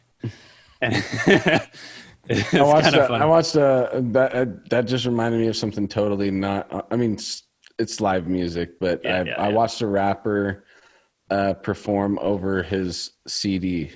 Like he was like a barrier rapper that everybody like had respect for, and then he came to Pacifica and actually played at the Octopus Lounge. Yeah. And when he played, he just rapped over his CD with his own vocals already in it. With his own vocals already on it, and when he would miss lines. He would miss the lines, and then you'd hear the background vocal track. You know, it's just like, but that's not nearly as bad as just leaving the click track going. But yeah. I mean, that was everyone. Not everybody could notice, But like, as someone, I think we opened the show, so like my ears were all like attuned, and I was like, the click track was going while you guys were playing. No. During Archspire's set, their own click was going. Okay. But Archspire, I don't know if you know, they like always leave like a laptop open with like a sitcom like on stage, so you can like watch Seinfeld. It's like usually Seinfeld is going. But like, I've seen them. I've heard that name so many times, and may have heard them, but I couldn't really remember what they said. Okay. Yeah, they're really sick. Just a funny memory of like how a click track like can go wrong. New metal is like new death metal. It's like there's probably tons of bands out there that it's funny. I haven't dug on music in a while, and then when I started digging again was when I started falling back in love with everything that I was already in love with. Like I'm now on a cycle where I'm already back in the 90s again, and I'm working my way back up to the 2000s.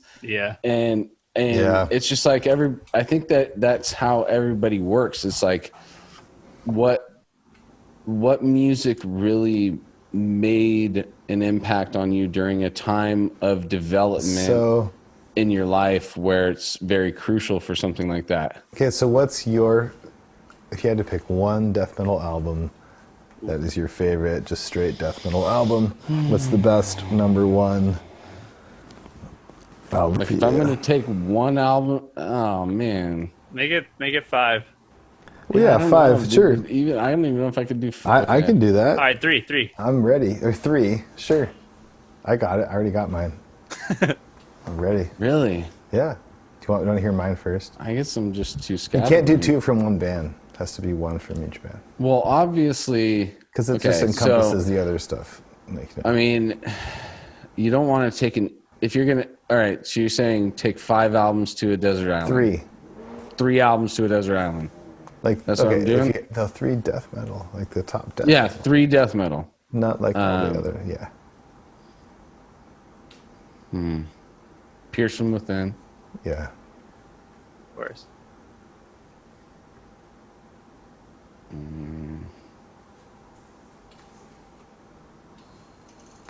Fuck. Gateways. I would take Morbid Oh, yeah, Gateways. Gateways is great. Man, 3 albums. I need something way more technical in there.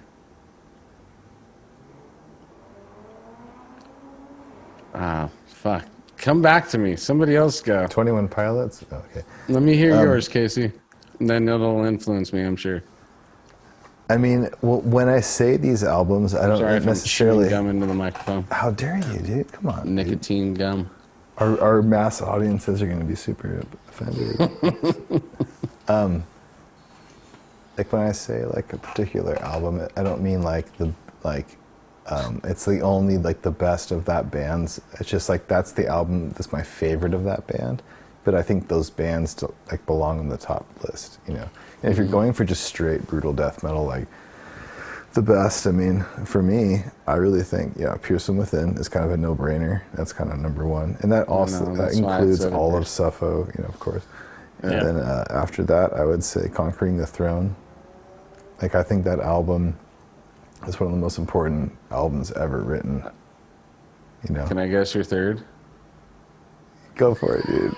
Because I've heard you say it so many times. Why not? I don't know if it's going to be it, though. Nile. Catacombs. Oh, shit. Fuck, dude.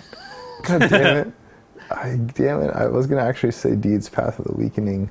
But I think I would have to say, honestly, dude. Yeah, that's a big one. I mean, it's like kind of, fuck, dude. Like Nile was such a big influence to me, like, in that first album, especially, like, because when I was in high school or whatever. Oh, yeah, that dude. shit was so good. But I think that I would have to go with Deeds. Like at the same time, no, but Deeds. Okay, here's my answer. Deeds gets it because Deeds was earlier than Nile, and they were like, well, I mean, Nile was early, but like Deeds was like gnarly earlier than Nile. Yeah, like Deeds in like the '90s, dude, was like brutal. Like early. I mean, like Matt saw them in Santa Cruz when he was talking about that, like way back. Like I don't remember what it was, like mid '90s or something, early '90s or something like that. And they're playing like Gradually Melted and all that. I mean, Trading Pieces and like back then. I mean, that's Nile wasn't doing that in the early '90s. I've recently gone back and watched. There's like footage of them in like '97 or '98, and they're playing all that old shit. It's like, but Hamilton's on the kit, so I don't remember when he joined. What year did he join? He joined. I think well Hamilton took over the Path of the Weakening tour, like so the first Bloodletting tour. And was Mark of Hamilton. Legion was the following album, right? And that was the first album with Hamilton on the recording. I think that's right. I can't remember. Yeah. Yeah, because he's in the. I found a footage of Deeds playing with Jared Deaver too from Severed. Nice. Yeah. That's when I saw him with him playing. With Jared. Yeah. Yeah. That was like 2000. It was like in a little tiny spot, but dude, they fucking riffed, bro. Yeah, but I just want to say that like I'm not trying to say that like Deeds is way crazier than Nile isn't good or anything. Like Nile's like one of the best bands like ever. Like I think like as far as dude. metal, like they're like such an amazing, ridiculous band. But I just think that we're like prepping Cali if I had to pick like Cali Death today. That's right. Yeah, exactly. Yeah. But all of my picks were like one was Cali, one was Florida, and the other one was like 2 East Coast picks and 1 Cali pick. But yeah, it doesn't matter. Yeah. I'm just saying, like for me, those are my. So what do you guys think? What do you like? I mean, so those are 3, right? Your 3 picks. Yeah. Solid. I mean, yeah.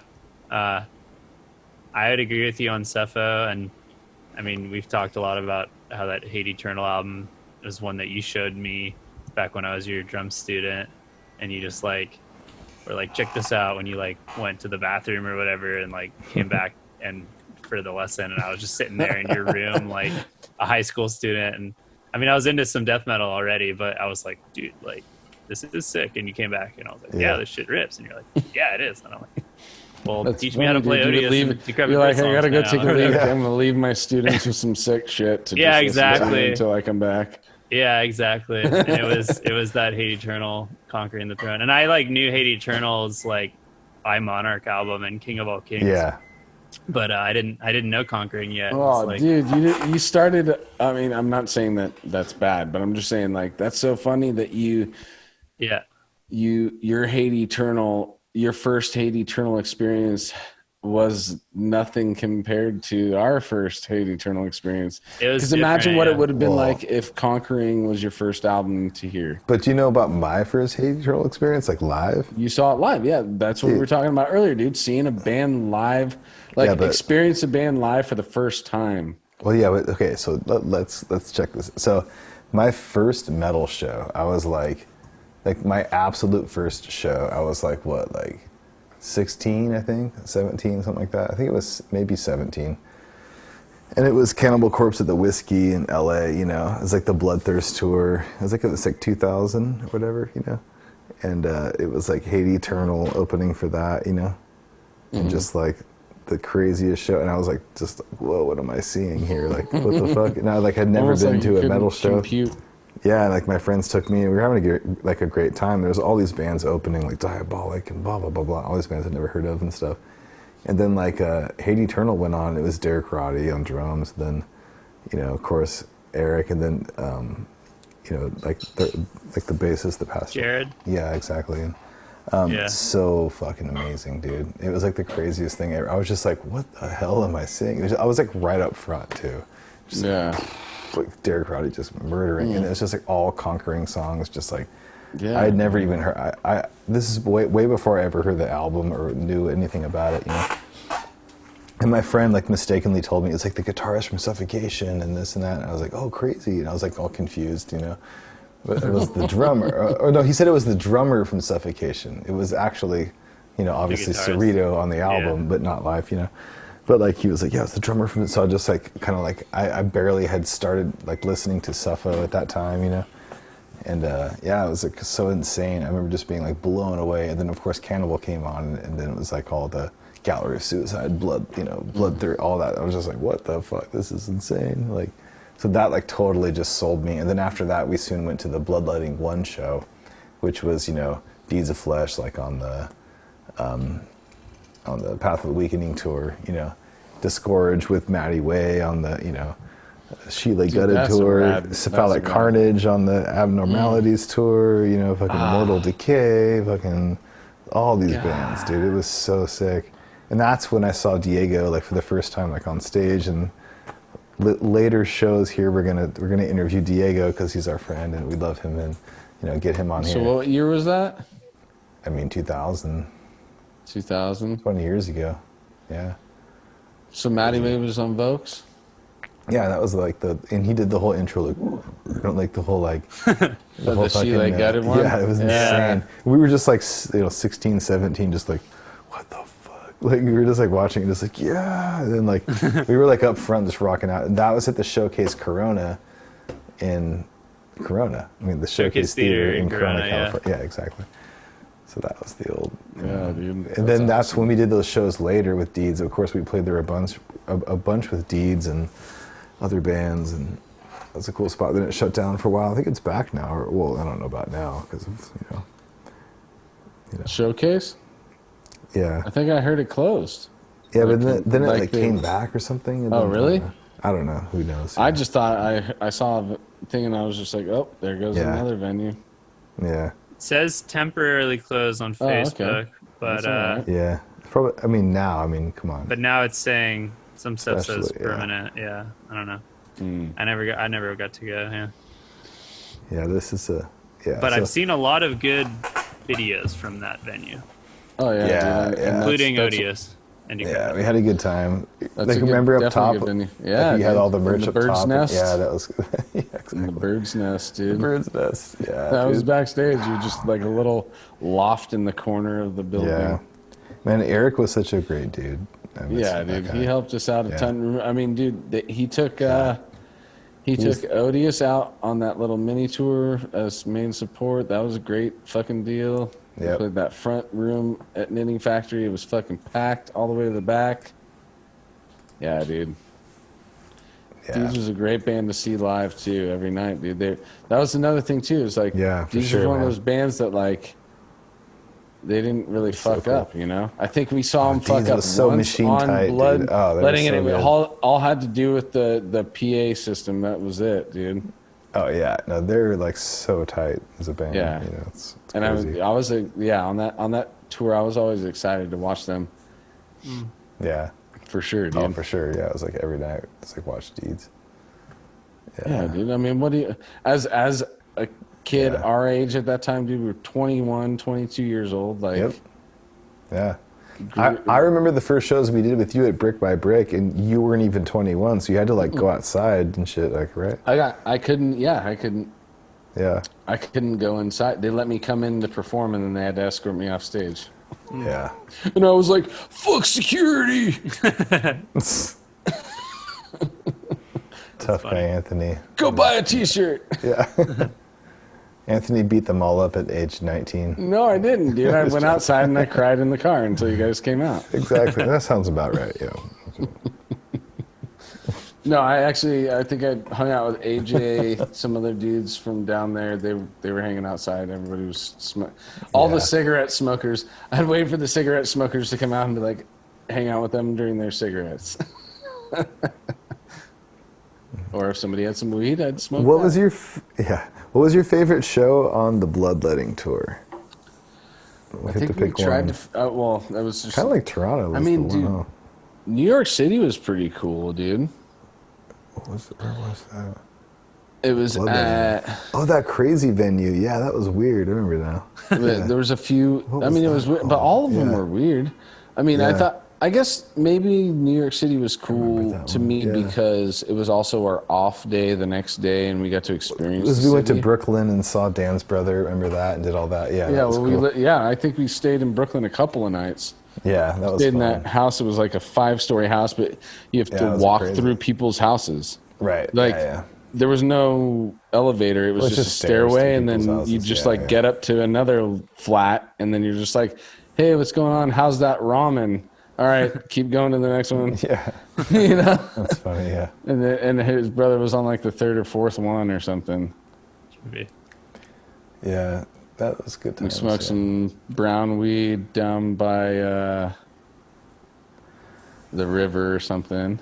And then there's the homeless people living underneath the building that we didn't even know that were right behind us. I remember, like, this is a funny story, like, it's kind of silly, but, like, you know, it's our first time in New York, and we're big fans of, like, New York bands, and, like, especially Suffocation, of course. It's, like, our favorite band, you know. Yeah. And it's our first time in New York, and we meet with Dan's brother, and, you know, he lives in Brooklyn and stuff, and so, you know, we have this, like, we, like, rented this, like, you know, big Ford van, like, one of those white panel vans, you know. 15 passenger.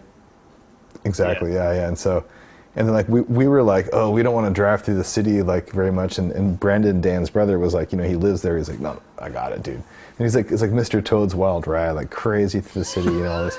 Like, oh, shit, you know. And then, like, we went out to, like, buy, like, the, you know, like, the river or whatever, the east, whatever it's called. Yeah. And, like, in Williamsburg, and we were, like, out in some area. It's the first place we went to, like, go chill out and just, like, everyone's, like, smoking cigarettes or whatever, hanging out. We're just, like, experiencing. We've never been to, like, you know, New York at all, anything. It was a really hot day. And we see this, like, porta potty with a Suffocation sticker on it, like, right there. Dude, and it's the first. Remember that now. Remember that? It's the first, like, place that we, like, pulled up to, and then we were like, let's go, like, walk out by the water, but we're not going in the water, you know. But, like, let's go, like, check it out. And then, like, it's all, like, graffiti and this and that. But then we just see this porta potty with this Suffocation. We're like, oh, we found, you know, it's like. First spot. It's so silly. Is that the same day we hopped the metro and went downtown and went into Central Park and shit? Yeah, I think so. I went to Turtle Pond and all that. You know, had a good time. Yeah, that was fun. That was really fun, dude. Yeah. Remember when we asked that lady to take a picture of us, dude? I don't know. Oh, on the rock. No, dude, we were up by the castle, dude. Okay, so we were all in front of the castle. I felt so bad, dude. It's funny. So, and it was with my camera too. I probably was the one who asked her, dude. And so there's a castle out by Turtle Pond We took that one band photo. I remember a cool band photo with the fucking dragons above us and shit. So silly. Yeah. It's so silly, but it's still in New York. It's like, fuck yeah, dude. It was like an impromptu band photo. We were like tourists in New York. Like, we were, shit, but Ghostbusters. So it's like, we were like, yeah, it's so dark. So at another point, we were just hanging out there looking over the castle and shit.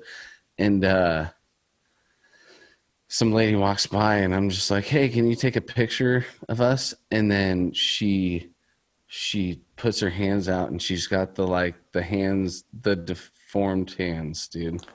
Oh, and I was like, oh, sad. Man, dude. I think that's sad. And then you're in this position where you're like, I don't want to tell you that you're not capable of it, but like, are you capable of it? And so I was like, and she was like, I can do it. And I was like, okay. With that confidence, as soon as she said I can do it, that's cool. I handed her my camera and she actually did take the picture. But it's just one of those moments where you as a person, you're like, oh, here's like, I'm put in this like trap that I have to like dig myself out of right now without trying to be an asshole, you know? Like, I don't want to be like, no, I'll wait for the next person. Yeah. Because obviously that's like super rude, but it's like, I don't want you to drop my $500 camera either. So you're like, what do I do here? Okay, with the confidence, I was like, all right, good. And well, it was a fun experience. We had a good time, you know. Totally, dude. Some other places that we went that were pretty cool and all that, you know. So, you know, it's like, I think we drank in the bushes. We drank 40s in the bushes. We smoked more weed in the bushes. And you guys were crazy. You guys were going wild. But the thing is, like, no, I say we, I'm just saying in general. No, I'm just saying that, like, it was fun, and, you know, kind of like traveling around in that time. Those were our only days off, dude. Those were our only days off. I was just gonna say that I think touring for me was like the most fun, like in the early days, you know, like when we were young, and like it was like, oh man, dude, it's so cool. We get to, you know. Dude, showing up to Chicago and being like, we don't have enough room for a like hotel. 21, we don't have enough room for enough money for a hotel. We don't have enough money for this, but we have enough money to go into the swimming pool. Let's go swim. Also, remember like when we just like showed up in like, it was like Arlington Heights or something, like that's what I'm talking whatever about. We were like, and we're like on a field just going like, we're broke, we're screwed, like under this is terrible. Tree, like, we're trying to stay in the shade because it's so hot. What are we gonna do? We all smell. Oh, the end this of the place world. is a public pool. They must have showers. It's $5 a person. Oh, that's right. And then we went in the public pool. And we swam, dude. And they had and they had the diving boards and shit. Forgot about that. Yeah. Fucking swan. Didn't we eat like in a Mexican restaurant too, or something like that? We found like some. I don't know. I mean, dude, I think we weren't open. I lived on for granola for like 3 days on that tour. Oh man, dude. I remember like David like going into gas stations and like. I mean, like all of us, but he was like super smart about his like meals, and like he like had like already pre-made things that he would take into the microwave, like or something like that, like sick, dude. Yeah, he was like good at it, but because he's like a really good chef, but like for me, I was just like, wait, what? Like, how did you think of that? You know, like he's like taking this thing. But dude, I got way worse like later in the years, like I remember one time, and I'm not gonna like point any fingers or like anything, but like. With Decrepit, like one time we ate McDonald's 3 times in one day, you know. Yeah. And that was pretty wild. That's pretty wild. But hey, dude. When you think about it, you're like, wow. I haven't even done it twice in one day. You know? It was so. I was such a like. They got so mad at me for being such a picky eater, but I'm like, you know, I can't. I was just like, no, don't go there. And they were just like super bummed. Like, I'm like, sorry. Were you past your vegan stage? Oh, yeah. Well, no. I was only vegan when I was like super young. And then like, because we had to never in any vegan touring. I was on never bloodletting. I was never vegan. No, I wasn't vegan on bloodletting. You were vegetarian? No, I wasn't actually. Really? No. Oh. I was only vegan when I was like younger. Oh, okay. Like a teenager, like and stuff. So David was the one that we were. Just like a few years, yeah. But we found a few good vegan places. Yeah, we used to eat like that food. It's cool, you know. Like all that healthy stuff. You know? Speaking of that stuff, and to go forward in time a little bit, the Furniture Dome. I remember we had a vegan Thanksgiving there, and I brought a vegan Super potato bomb. salad. Yeah. Yeah, dude. Yeah, we used to do it right. You know, I got some good cooks. Anyways, but yeah, so that was Anyways. good times. Yeah. Lots of food. All right, yeah. But we should wrap it up. You know, we're kind of We'll have just... to do, a whole furniture. Yeah, I mean, Yeah, we should get David on this and other friends and other people. And yeah. I'd be This is down to kind do of a a test. Furniture Dome episode where, like, anyone who's ever lived there chimes in or, like, calls Totally, in. dude. yeah, Like a homage kind of thing. that's awesome. 'Cause wonder that's if, where I took lessons from you and shit, so... And then I hung Is out that with where Riley you? and That's shit. where you went to take lessons? Yeah, man. Yeah, at the Furniture Dome. That's yeah. how, when I first met Casey, it was Decrepit Birth's MySpace announced that Casey was giving lessons in Santa Cruz, and I was like, the biggest, like, holy shit, my favorite band. That's awesome, dude. Like, I can actually take lessons with, like, this legendary, to me, like, Fuck musician, and that's how it... Well, it's funny because you and your friend came over, like you guys shredded guitar already. We were like, yeah, like- right? Like, Yeah, but we obviously, like, knew we could take it, like, to the next Yeah. level. But Bryce like- and I but were, like- like, in a band playing, like, Necrophagist yeah, like, covers and, well, check it out. So, like I'm like going to teach you guys lessons, right? And I'm like, teaching, students and stuff, and like simple, or getting like them to play stuff. But you guys just show up, like, and you're like, yeah, dude, what's up, dude? Like, and you guys both just like play this Necrophagist song, like in harmony, like, I'm just like, all right, like, like what? Yeah, I think, you know how it is, like... It was like when Spencer came for lessons, and I'm like, okay, like, yeah, Yeah. dude, you're like faster than me, like. Spencer and I, we Yeah, were like, like, I was like sick. a year above Spencer, but we were in like the same Yeah. jazz program in high school. Yeah. We all wanted bandmates and like opportunities and like practice opportunities and rehearsal. Like we wanted the lessons Right. as a way to like, what's the secret, or like it's more like networking at that point, so- Exactly. Yeah. But that's what we got cool, out though. of it too. Yeah. But that's yeah. awesome. That's like what we did, like with Deeds and bands like that. It's like all networking. It's all. I remember, at the end, you kind of was like waving our lesson. You're like, "Oh, dude, don't worry about paying or whatever," because we Yeah, were just yeah. kind of hanging out at the end, so. Right. Totally. Yeah. And if you guys are shredding, I'm like, all right, well, I can tell you, like, do this and that, but like, it's not like you guys can already shred, like, and you're already like creative, Yeah. So I'm not gonna like try to like charge. I do you money. remember just one. We should wrap it up, but yeah, I remember you like had the sheet music for one of the newest Decrepit, like diminishing songs, and I was like, okay, like I can see it all gridded out now. That's nice, but like I can already hear it. Like I want to know stamina. Like how do you play that fast for that long? Like I know what it is, how it is laid out in sheet, so. Yeah, so I was looking for like, what's the secret? And obviously, it's just keep practicing. Yeah, Don't do drugs. yeah, don't do drugs. Don't do hard drugs. Yeah, the secret is not drugs. I'll tell you Yeah. that. If you want to, Like I don't know. I'm not gonna say, but you think people play fast and they do things to make them play fast, but that's like the silliest thing. So like basically, if you're gonna play fast, you gotta like relax and just get into this like state of just chilling out, dude, and just shredding. You gotta like chill out, relax. It's like surfing, skating, anything you're gonna do. Like the best people are just like you go into a Zen moment and you just do your shit.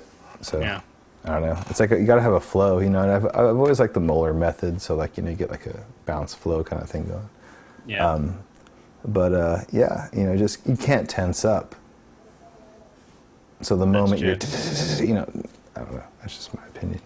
But like I don't know. I think, and there's like taking like good techniques from like famous drummers and stuff, and just kind of being like, okay, like how do I apply that to like doing? It's just death metal is the same thing, just faster or whatever. It's just all the same stuff.